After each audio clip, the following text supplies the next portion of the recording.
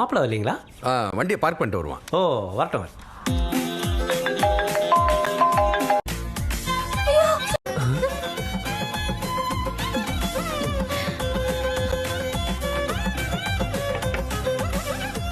உட்காரு மாமா.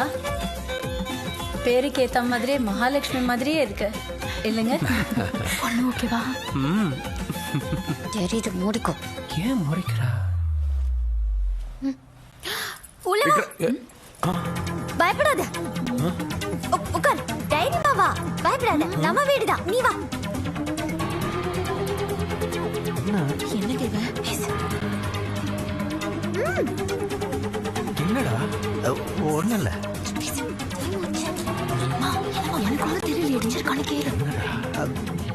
மகா, என் பையனை உனக்கு பிடிச்சிருக்காமா? இது என்ன கேள்வி? நான் பார்த்த பையனை என் பொண்ணுக்கு பிடிக்காம போயிடும். பிடிக்கலையா? நீ பார்த்த மாப்பிள்ள எனக்கு பிடிக்கல. யோ ஆர்மி, இவரதான் எனக்கு பிடிச்சிருக்கு. நானும் இவரும் லவ் பண்றோம். நான் இவரை தான் கல்யாணம் பண்ணிப்பேன். ஏய், நேத்து போட்டோ பார்க்கும்போது புதுசா பாக்குற மாதிரி பாத்தியாடா? நடிச்சியா? இல்ல, இந்த பொண்ணு ஏற்கனவே தெரியுமா? உங்ககிட்ட ஏதாவது சொன்னா?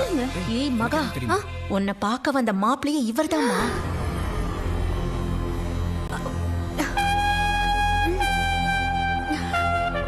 நான் உங்ககிட்ட தனியா பேசணும்.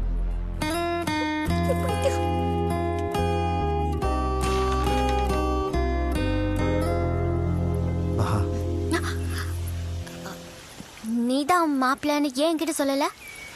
சொல்லியிருக்கலாம், ஆனால் சொன்னால் கூட புரிஞ்சுக்கிற நிலைமையில நீ அப்போ இல்லை. அப்படியா? சரி போ, இப்போ எனக்கு பிடிக்கலன்னு சொல்லிடுங்க. நான் ஏன் சொல்லணும்? உனக்கு வரப்போகிறவனை நீ எப்படியெல்லாம் பார்த்துப்ப, அவனை எந்த அளவுக்கு லவ் பண்ணுவேன்னு நேற்று நீ சொன்ன அந்த நிமிஷமே நான் முடிவு பண்ணிட்டேன். அவன் நானாக தான் இருக்கணும். எனக்கு பிடிச்ச மாதிரி நீ இருக்க, உனக்கு பிடிச்ச மாதிரி நான் இருப்பேன். என்னை லவ் பண்ணதை அவங்க அப்பா கிட்ட நீ போய் சொன்னது கூட எனக்கு உண்மையாக தான் கேட்டுச்சு. என்னமோ தெரியல, உங்ககிட்ட இருக்கிற மொத்த லவ்வையும் நான் எடுத்துக்கணும்னு தோணுது. என்கிட்ட இருக்கிற எல்லா லவ்வையும் உனக்கு மட்டும் கொடுக்கணும்னு தோணுது. அதுக்காக நீ காம்ப்ரமைஸ் ஆக தேவையில்ல. என்னை பிடிக்கலன்னா அப்பா கிட்ட போய் தாராளமாக சொல்லலாம். என்ன போய் சொல்லு. சொல்லிடுவேன், ஆனா என்னமோ தெரியல, சொல்லணும்னு தோணல. ஏன்? ஏன்னா நீ ஜெனுவனா இருக்க. நான் அவ்வளோ டார்ச்சர் பண்ணியும் நீ பொறுமையா இருந்த. உன் கண்ணில் பொய்யே இல்லை. உன் கண்ணை பார்த்தா என்ன பேசுறதுன்னே தெரியல. நான்